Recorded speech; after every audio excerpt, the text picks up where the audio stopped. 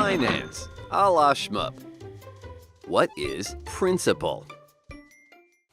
Answer, it's the loan amount you borrow when you do. You sign a bunch of papers promising to pay back the principal and the interest that goes with it. And that interest is like rent you have to rent that money. You swear up and down you'll pay back the principal. That prince is not necessarily your pal. It might be a monkey on your back. It might be a mule that kicks you the wrong way. But you owe it. You owe that principal to the lender who loaned it to you. And you want to put it on a diet as fast as you can.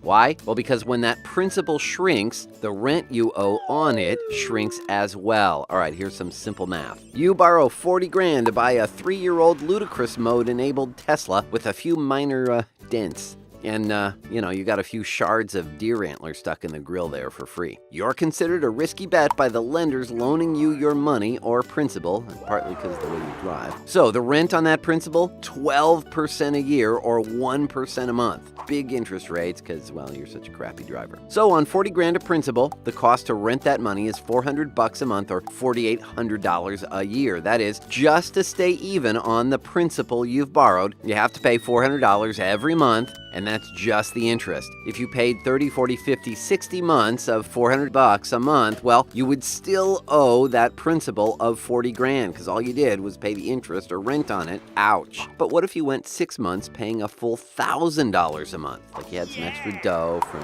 Ubering or something like that. Well, what would happen? Think about that first month. You've, quote, overpaid, unquote, by $600. So if your loan resets or recalibrates every month, well, then you get to put your principal, at least a little bit, on a diet. So after that first month of paying $1,000, your 40 grand in debt goes down to $39,400. Pay $1,000 another month, and well, you're still paying 12% a year or 1% a month to rent that money. Only now that monthly rent was reset at 1% of $39,400 or $394, right? $6 cheaper than the $400 you started with. But you paid $1,000, so now you get to use $606 to pay down the principal. See the math there? The new principal, $39,400 minus that $606, it's now $38,794 that you owe. Do $1,000 another month, and you get to pay down even more of the principal. About $388 is attributable to interest, but you paid $1,000. So that's $1,000 minus the $388 there. So then that goes to principal pay down, or $612 of principal pay down. All right, you getting the gist here? As you pay down the principal, you get to attribute more and more of that made-up $1,000 a month payment. So check out what happens when you just keep going. And as we look a couple of years into the future, just look at how little interest there is now here relative to what there was when we started. So yeah, it's totally worthwhile to pay more than minimum payments when you can, really as much as you can manage. That way, when your